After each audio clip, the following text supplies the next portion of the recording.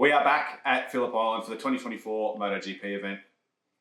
We've had the incredible opportunity given to us by the Gas Moto3 team from the Ralstons. As you are probably aware, we've had a really good relationship with Jacob as he's come up and eventually ended up incredibly on the World Championship stage. And we've been in with them today. It has been soaking wet all day here today at the track, which actually afforded us a really cool opportunity of being able to go into the pits and meet some of the Gas crew, play around with Jacob's bike, the little Moto3 bike, and even have a sneaky sit on it, despite the suspension not being very good for me.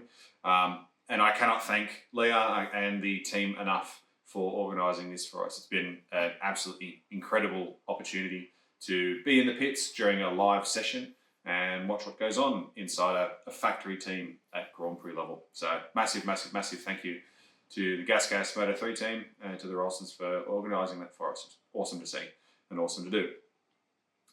Last time we were at Phillip Island for a racing event was for the 2023 World Superbike Championships and ASBK. So we were part of ASBK's support categories to World Championship, and we were in the Super Twin class. As a lot of you will remember, we originally got a Yamaha R7. That's the project bike that we've been doing lots of work on the channel. For that class. Once that class was announced that it was going to happen, we looked, okay, we thought the R7 was going to be probably the best bike with modifications.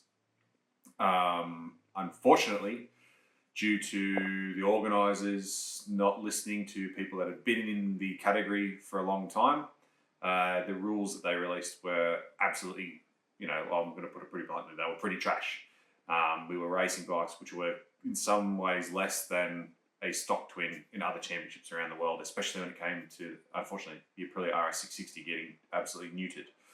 So because we kind of determined with our testing that the R7 wasn't going to be the best bike to be on, the RS was, and we couldn't really afford the RS, we decided to stick with what we know with the Suzuki SV650s. The testing that we did proved that that bike would be more competitive than the Yamaha R7. So we went out and I bought another 2 bikes. So we already had bought the R7, bought 2 SV650s and built them up. Did the ASBK testing on them, kind of was doing okay with them, and then came down to Phillip Island to do the race event. And while it was really amazing to share the grid and share a track with World Championship, meeting people like Danilo Petrucci that I love, the actual ASBK side of things was disheartening, to say the least. We got 15 race laps across the whole weekend, probably another 10 laps in practice, and it was actually a bit of a nightmare. Pretty much down to tenths of a second, the lap time that we were doing, even Corey on the RS660, I had kind of said to the organisers, we're going to be doing these lap times, and mixing us in with 600 is going to be dangerous. And it worked out in practice that was the case.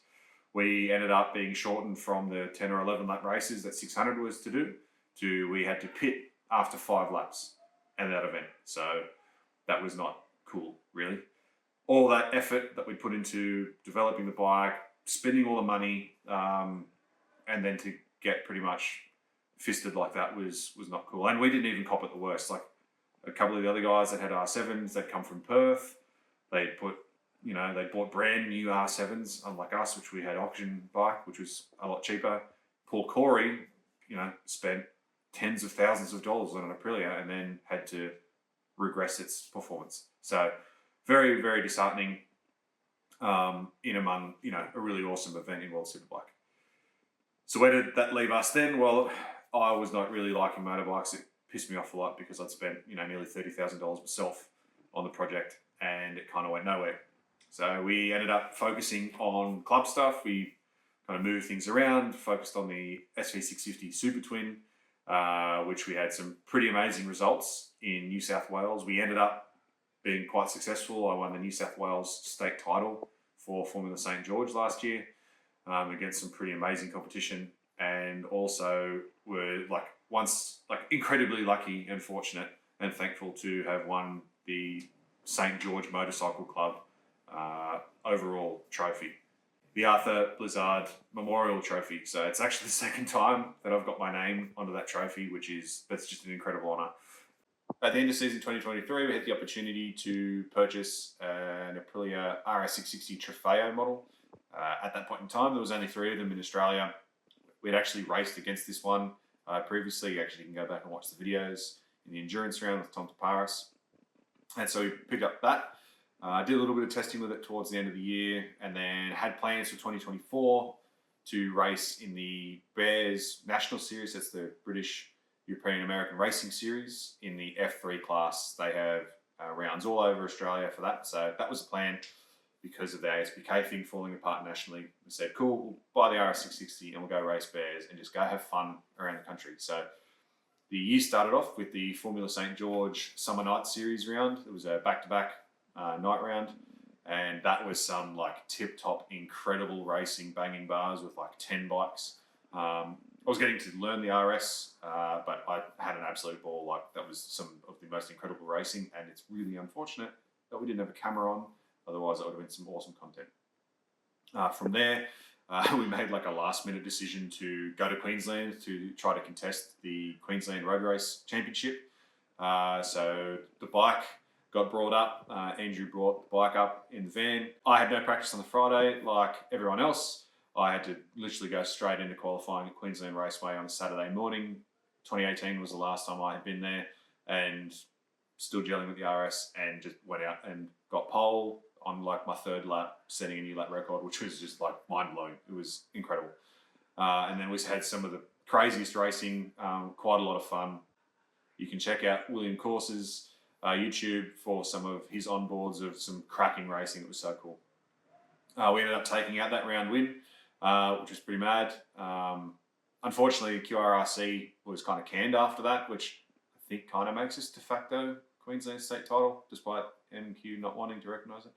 Anyway, and then from there, we were going into our plans for Bears F3, bringing us to the Easter event down at McNamara Park down at Mount Gambier.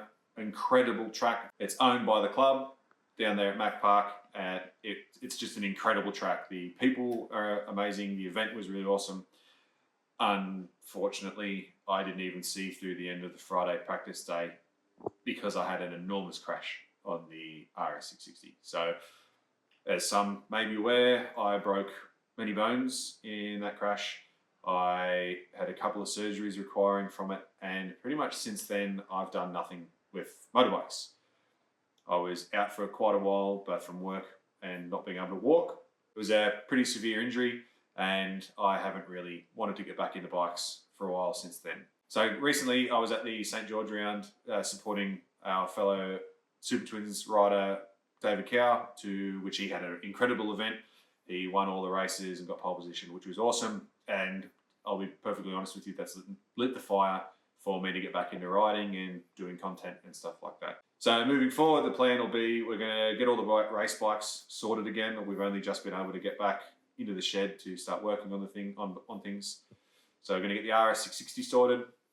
We've gotten the SV sorted. Some of you might know from last year that we had a couple of engine issues. The Gen 3 Super Twin is now fully operational. Just needs a bit of a cosmetic tidy up. I cannot wait to ride that bike again. I do love that bike. And we're probably aiming at potentially doing the Gen 1 up, bit of project work. So that'll be cool. Hoping to get on track by the end of the year. However, I still require some medical checkups and some medical clearances before I can do that. But especially after today, being in the pits with Jacob, seeing the Moto3 bike and watching the MotoGP bikes going around on track, the bug is truly bitten again, and I'm very keen to get back into riding on track, racing, doing some filming and doing some project work and getting that back up on the channel to all of you. So thank you for all of you sticking around so far. Hopefully this is a nice little catch up. Really looking forward to getting back on 2 wheels, getting back on track, and making some more content, both on-track stuff, racing, and some project stuff coming up, which will hopefully be pretty cool. And it'll be awesome to have you along. Also, massive shout out to everyone who's continued to support the channel on our bit of a layoff due to injury. Means a lot that we're still getting subscribers and views, which is awesome. So looking forward to the end of 2024 and hopefully a really cool event-filled 2025. Non-alcoholic cheers.